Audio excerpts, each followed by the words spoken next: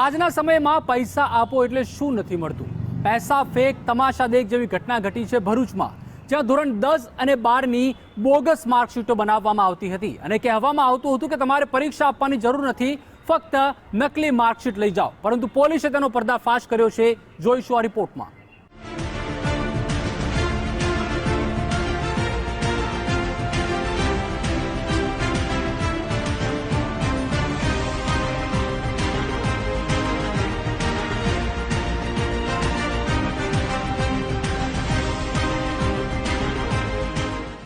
ધોરણ 10, 12 અને આઈટીઆઈના દરેક સર્ટીને જરા ધ્યાનથી જુઓ.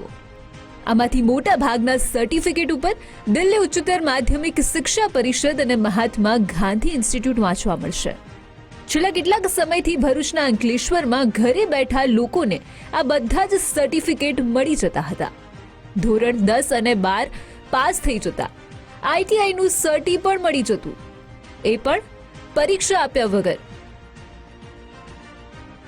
આ વાત ભરૂચ એસઓજીના કાન સુધી પહોંચી અને પછી આ સર્ટિફિકેટ ક્યાંથી આપવામાં આવે છે ત્યાં પહોંચી પોલીસે બોગસ માર્કશીટ કૌભાંડનો પર્દાફાશ કર્યો. ભરૂચના અંકલેશ્વરમાં બોગસ માર્કશીટનું કૌભાંડ. રૂપિયા આપો અને ધોરણ 10, 12 અને આઈટીઆઈનું સર્ટી લઈ જાઓ. કમ્પ્યુટર ક્લાસની આડમાં ધમધમતા કૌભાંડનો પર્દાફાશ. અંકલેશ્વરના હેપી કોમ્પ્લેક્સમાં રોયલ એકેડમી નામનો કમ્પ્યુટર ક્લાસ આવેલા છે. જયેશ પ્રજાપતિ નામનો શખ્સ આ ક્લાસીસ ચલાવે છે અને તેની આડમાં ધોરણ 10, 12 અને આઈટીઆઈના ડુપ્લિકેટ સર્ટિફિકેટ પણ બનાવી આપતા. આ માહિતીના આધારે એસઓજીની ટીમે રેડ કરી હતી. ક્લાસીસમાંથી 21 જેટલી ડુપ્લિકેટ સર્ટિફિકેટ સહિત 45,000નો મુદ્દામાલ કબજે કર્યો. ક્લાસીસ સંચાલક જયેશ પ્રજાપતિની ધરપકડ કરવામાં આવી. અંકલેશ્વર ખાતે હેપી કોમ્પ્લેક્સમાં royal academy of computer classes ચલાવે છે અને તેમના દ્વારા દિલ્હી શિક્ષણ બોર્ડ અને આઈટીઆઈની નકલી માર્કશીટ બનાવવામાં આવે છે. તે વસ્તુની જાણ થતાં જ એસઓજીની ટીમની દ્વારા ત્યાં રેડ કરવામાં આવે છે. આ રેડ દરમિયાન જયેશ પ્રજાપતિની સાથે સાથે ત્યાં 21 જેટલી બોગસ આવી માર્કશીટો અને આવા જ જે એ પ્રમાણપત્રો અને તેની માર્કશીટો પોલીસ દ્વારા જપ્ત કરવામાં આવી છે. આ સિવાય આ બનાવવા માટે ત્યાં પ્રિન્ટર અને કોમ્પ્યુટરનો પણ ઉપયોગ કરતા હતા, તેને પણ પોલીસ દ્વારા જે છે એ પકડવામાં આવ્યું. 15,000માં બનાવી આપતા બોગસ સર્ટિફિકેટ. બોગસ માર્કશીટ બનાવવાનું કૌભાંડ કેટલા સમયથી ચાલતું હતું અને કેવી રીતે માર્કશીટ બનાવવામાં આવતી હતી તે બાબતે પૂછપરછ કરતા મહત્વની જાણકારી સામે આવી. પોલીસ તપાસમાં બહાર આવ્યું છે કે ધોરણ 10 અને 12 તેમજ આઈટીઆઈના સર્ટિફિકેટ માટે વિદ્યાર્થી દીઠ 15,000 રૂપિયા લેવામાં આવતા.